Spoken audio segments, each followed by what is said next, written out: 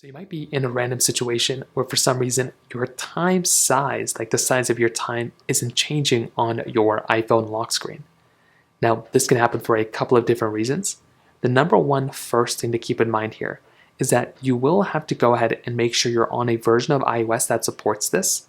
And you also have to make sure you have a wallpaper that kind of supports having the time behind the wallpaper. However, you can still change the time and the size of the time manually on your iPhone.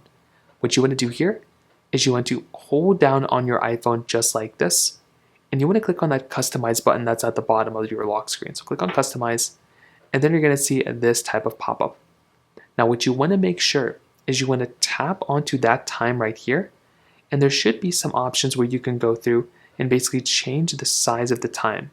Now it really is just kind of again dependent on your wallpaper on what it looks like. So try going through and try, maneuvering around a wallpaper that looks something like this. And you might be able to try going through and try zooming in and zooming out of the wallpaper because it might automatically start moving around.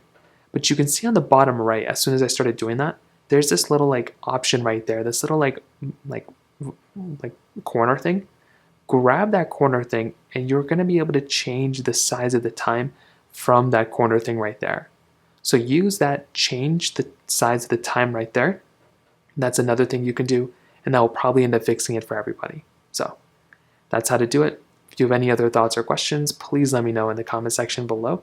Hit the like button, that would mean so much, but definitely hit that subscribe button. More importantly than everything else, I love every single one of you guys. Hopefully I'll catch you guys in the next video. Peace out till then.